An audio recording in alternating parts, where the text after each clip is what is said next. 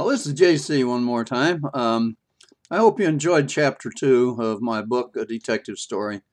And you remember the Philadelphia Inquirer reporter, Gerald Prosser, had just finished his interviewing Ann Barton, the detective of whom all this hullabaloo was about today, with her citation of excellence and also her promotion to detectives third grade, third class, third grade. And now Mr. Prosser's left, and there was a few words said about the murder, about the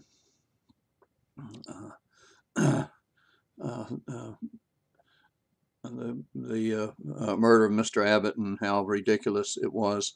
We'll go into that a little more in this chapter here. As a matter of fact, we'll go right into it. This chapter is called The Killing, and this is what happened. The killer of Mr. Abbott was a local man named Jim Slater.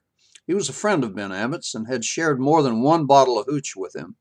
On the fateful night, the two of them were at Ben's house drinking and playing cards. They played gin rummy, and Ben won every game. Ben thought it was because Jim had drunk too much to concentrate on the game, and he told him so. Ben was joking, but Jim was too drunk to realize that. Later, when Ann Barton questioned him, he said he didn't know what happened. He said he remembered telling Ben that he wasn't drunk and seeing a bowling pin sitting on the floor. Ben laughed and called him a lush. Then everything just went black. When he awoke an hour later, Ben was lying on the floor. His head was resting on a cushion where he had fallen. The cushion was covered with blood. Now Jim was sober, and he knew he was in trouble. He loaded Ben into his car, being careful not to get any blood on anything, and drove him to the rail yard. He put Ben on the tracks so the train would be his alibi when it came by the next morning. He threw the cushion and the bowling pin in the river a few miles from town. Then he went home and went to bed. He cried some that night and apologized to his friend, Ben. But Ben didn't hear him. Ben would never hear him again. Ann spent the next day at home, not doing much. She thought about the ceremony and her promotion to detective third grade. She wondered how much difference her promotion would make in her duties. There was another detective on the force. He did about the same things as the rest of the officers. There was very little crime in Tulsa City, and Ann wondered at the need of two detectives. Her promotion, she thought, was surely a product of her solving the murder case. She wondered if old man Rafton was regretting his decision to promote her. Screw him if he was. It was too late now to change his mind. Detective third grade Ann Barton, crime solver extraordinaire. It had a good ring to it, she thought. Ann walked into the police station at 6 the next morning. The sheriff, Marty Perkins, said, "Hey, here's our newest detective in the flesh, ready to take on crime and defend the American way." "I think you have me mixed up with Superman," said Ann. Billy Thompson, the youngest deputy, looked at her and said, "Not much chance of that. And now that you're uptown, how's about having pity on this lowly peon and going out for coffee and maybe something else? You name it."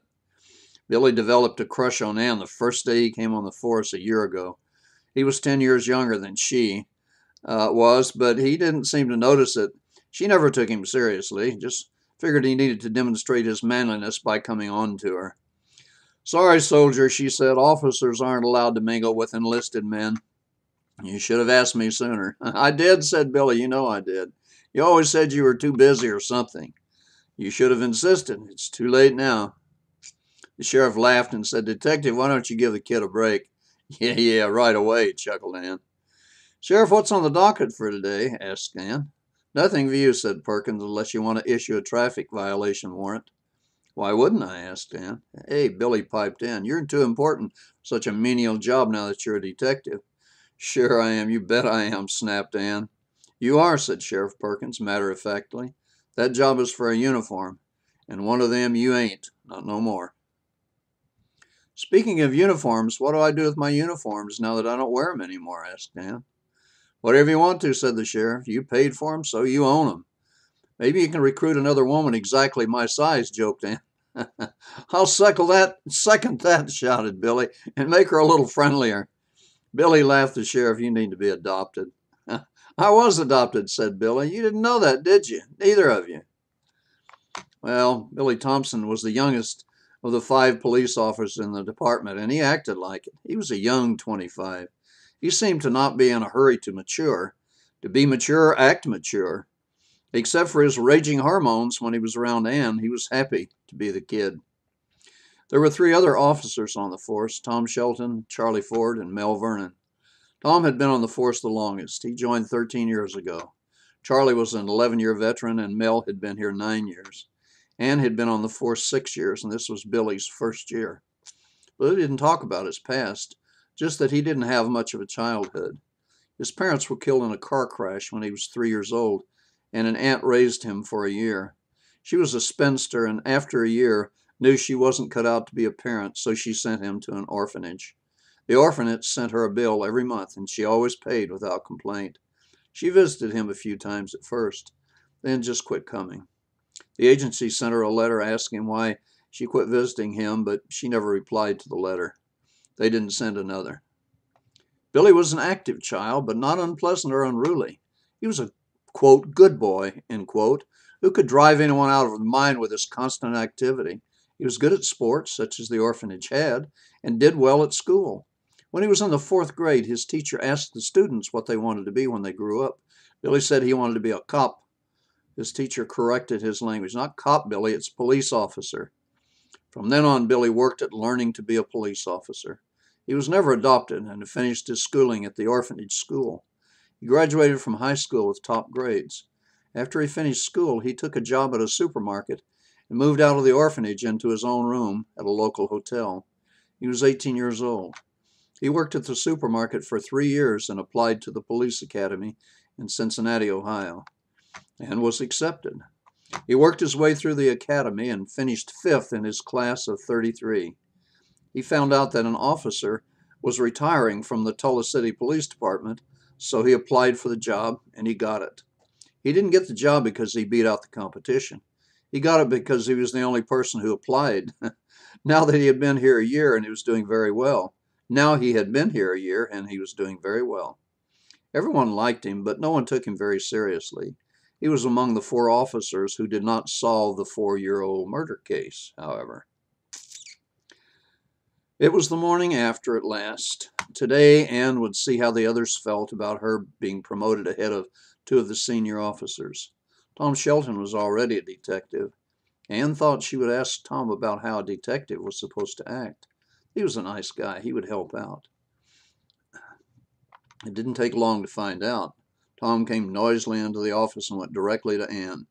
His right hand went out in a handshake mode, and Ann grasped it as Tom said, "Congratulations, Ann. It's good to have a soulmate." She blushed and stammered, "Well, thank you." And as she turned to walk away, he patted her on the ass, looked at Billy and winked. He whirled around, her face was crimson, and she said, "Hey, buddy, watch it." "Whoa," said Tom. "I thought now that we're both detectives, we'd share." Ann pulled a ballpoint pen from her pocket, flipped it to Tom, and said, "This is all we'll share." Tom laughed, Billy laughed, the sheriff laughed, so Ann laughed too. She had no choice, and after all, it was funny. The others finally got there, and all was well. Evidently, everyone accepted Ann as a detective. No comments about her lack of seniority were made, and no one complained. Each man in turn congratulated Ann on her promotion. Gerald Prosser walked into the editor-in-chief's office, and saluted the editor, as was his custom. "Howdy, Chief," he said. "What's up?" Dick Carleton, the editor, asked. "What did you think of the Tulsa City story?" asked Prosser. The editor said, "I expected a little more than you turned in. You didn't give me much from the officer who solved the case." "You got all I got. She says that's all there was to it. I couldn't argue with her about it." "And I guess you're through with it." "We got more than anyone else. I looked at some of the other papers, and it didn't get much past the funnies. It was a bust for them too, I guess." "All right," said Carleton. "I'll look for something else for you."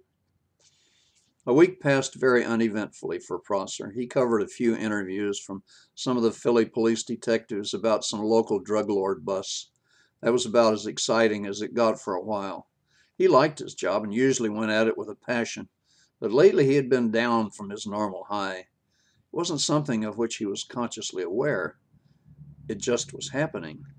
One day as he walked outside on his way to work, he saw someone who made him start. It was a blonde woman. He didn't know her, he was sure, but she looked vaguely familiar. Then as he watched her walk by, it came to him, Ann Barton. His pulse quickened as he watched the woman walk away, and there was a tightening in his stomach. What the hell's wrong with me? He asked himself. Why should my chest pound because I see someone who looks familiar? Screw it, I gotta go to work. At the paper, he went into the editor's office, Dick Carleton. The editor was already busy going over the stories, weeding out those that wouldn't make the front section. Dick, Prosser said, I have something on my mind, and I'd like to hash it over with you. Shoot, said Carleton.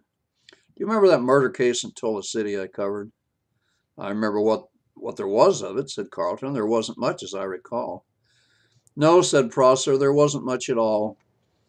And that's what bothers me about it. There should have been a lot more. I have a real feeling about that whole thing. I'm sure there is a lot I didn't find out that I should have. Carleton stopped what he was doing and he looked at Prosser. He'd seen him like this before, and he thought he knew what was coming next. What about it? Asked Carleton. I don't know. I just have a bad feeling about it. The detective took about 20 minutes to tell me all there was to tell about the case, and that 20 minutes included coffee and cookies.